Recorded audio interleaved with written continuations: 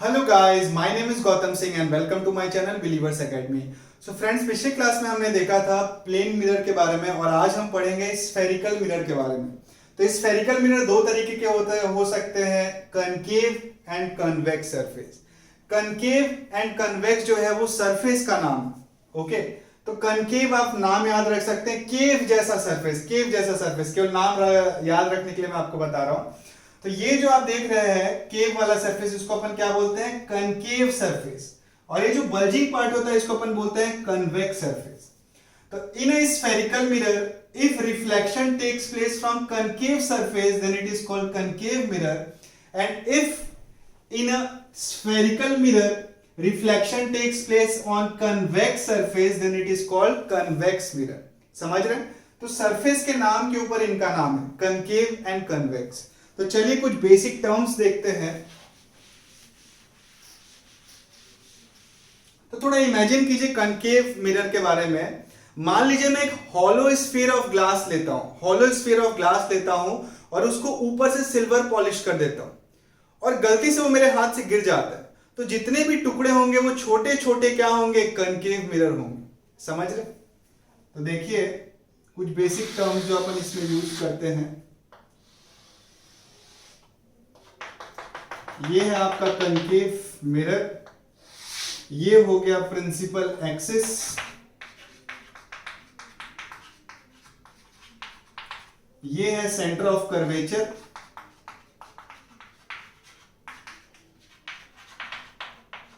ये हो गया आपका पोल, ये है आपका एपर्चर और ये है आपका रेडियस ऑफ कर्वेचर।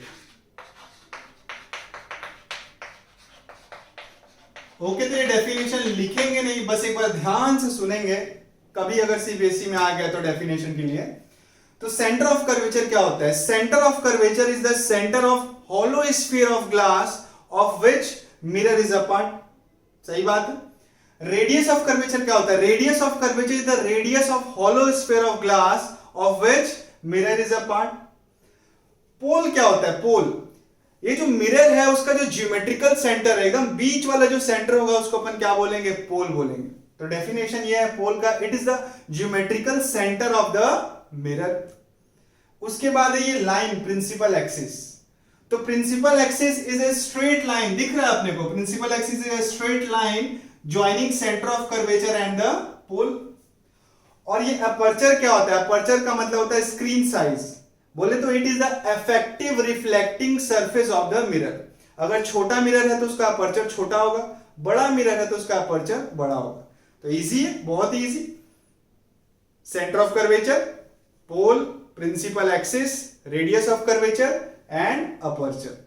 क्लियर? अब अपन देखते हैं कन्वेक्स मिरर के कुछ टर्म्स। तो देख रहे हैं ना, कनकेव मिरर के सामने है सेंटर ऑफ कर्वेचर।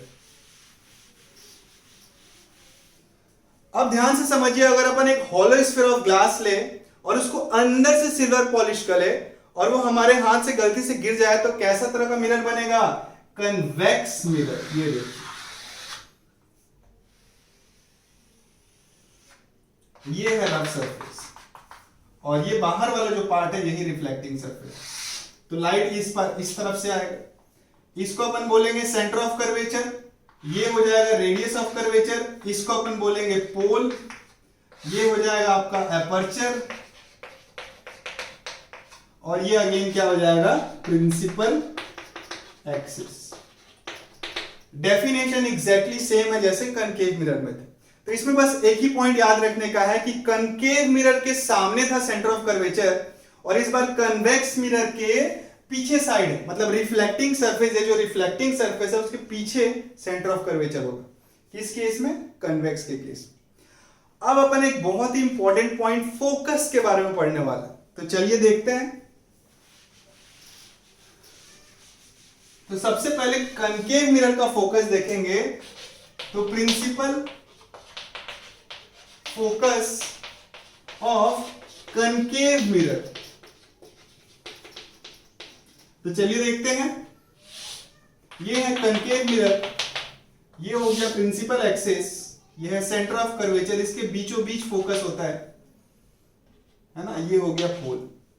तो देखिए फोकस में एक्चुअली में स्पेशल पॉइंट क्यों है, जितने भी रेज जो पैरेलल होते हैं, जितने भी इंसिडेंट रे जो पैरेलल होते हैं वो रिफ्लेक्शन के बाद किससे पास होते हैं, फोकस से पास होते हैं। ये देखिए थोड़ा सा ये इधर चले गए,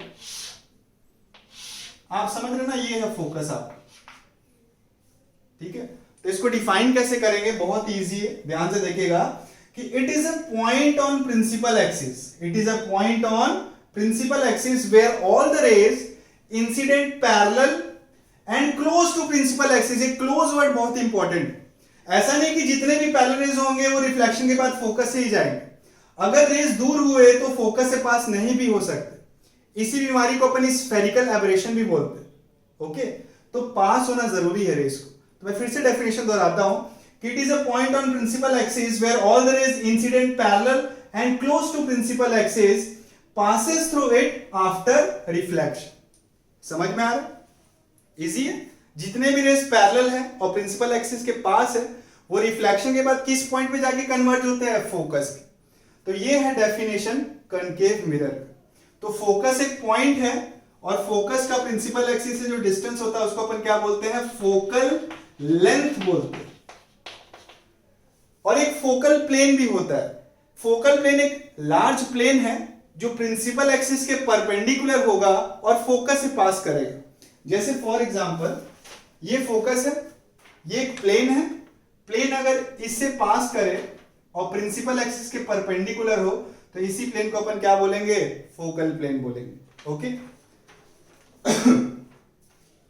चलिए अब अपन देखते हैं principal focus of convex mirror का डेफिनेशन। फोकस और फोकल लेंथ आप लोगों को क्लियर है। ये देखिए ये है कन्वेक्स मिरर, इस केस में सेंटर ऑफ कर्वेचर पीछे होता है, फोकस भी पीछे ही होता है। तो इस बारी जितने भी रेज पैरेलल आते हैं वो रिफ्लेक्शन के बाद ऐसा लगता है कि इस पॉइंट से डाइवर्ज करे, तो रिफ्लेक्शन के बाद रेज कैसे जाएंगे, तो फोकस से डॉटेड लाइन लाइए और इसको आगे भेज दीजिए, डॉटेड लाइन लाइए और आगे इस तरीके से, ओके। तो जितने भी रेज पैरेलल है वो रिफ्लेक्शन के बाद ऐसा लगता है कि इस पॉइंट से क्या हो रहा है, डाइवर्ज हो रहा है, उस केस में कन्वर्ज हो रहा है, इसीलिए उसको अपन कन्वर्जिंग मिरर बोलते हैं और इसको क्या बोलते हैं, डाइवर्जिंग मिरर बोलते हैं। और डिफाइन ऐसे करेंगे कि it is a point on principal axis where all the rays incident parallel and close to principal axis appears to diverge from it after reflection। Clear? तो आप सुन के सही से नोट्स बनाइए, नोट्स आपको बाद में बहुत ही काम में आएंगे। समझ में आ रहा है? अब अपन आज का लास्ट टॉपिक देखते हैं कि focal length and radius of curvature में क्या रिलेशन होता है।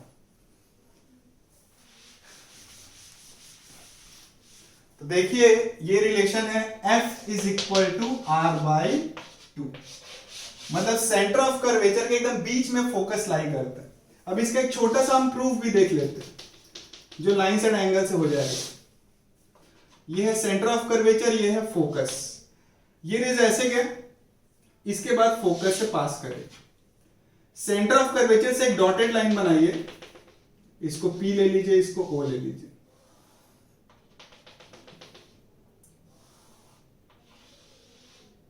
देखिए ये जो लाइन है ये एक्चुअली में नॉर्मल है। ध्यान से देखिए, अगर एक सर्कल है वहां से सेंटर से कोई भी अगर लाइन बनाएंगे तो वो क्या होगा, उस सरफेस के परपेंडिकुलर होगा।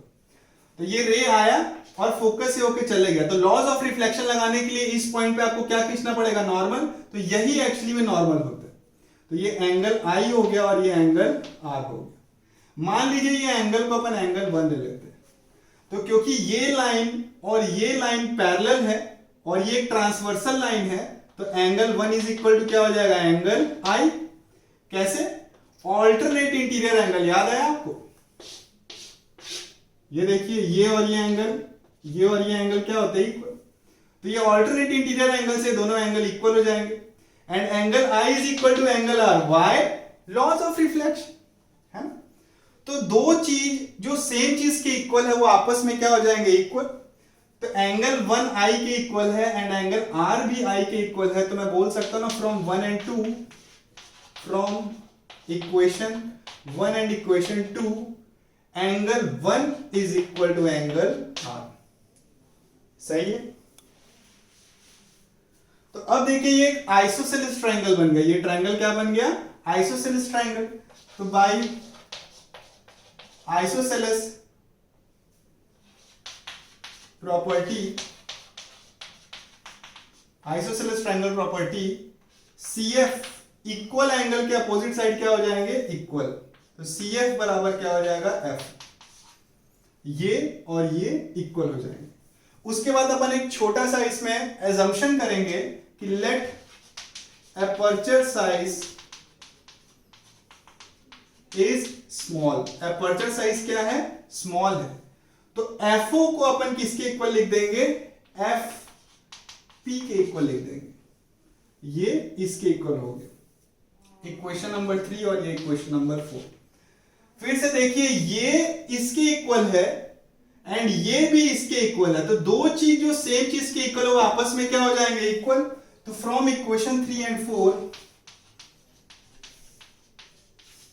इक्वेशन 4 अपन कहां लिख सकते हैं? चलिए इधर लिखते हैं। इक्वेशन 3 एंड 4 से मैं क्या लिख सकता हूं? देखिए फिर से, CF is equal to FO है but FO is equal to FP है। तो अगर ये इसके इक्वल, ये भी इसके इक्वल, तो CF बराबर FP। ये इस दोनों इक्वल हो गए। तो बहुत इजी है। नाउ CP, जो CP है उसको मैं क्या लिख सकता हूं? ट्वाइस FP, क्योंकि ये दोनों इक्वल है। एंड CP किसके इक्वल है? Radius of curvature. And FP किसके इक्वल है? F के, फोकल लेंथ। तो आ गया ना F is equal to R/2। तो बहुत ही इंपॉर्टेंट रिलेशन है कि सेंटर ऑफ कर्वेचर के एग्जैक्टली बीच वाले पॉइंट को ये अपन क्या बोलते हैं? फोकस बोलते हैं। ओके, तो अगर ये वीडियो आपको पसंद आया हो तो लाइक करें, हमारे चैनल को सब्सक्राइब करें और आगे और फिजिक्स पढ़ने के लिए वीडियोस देखते रहिए। Thank you.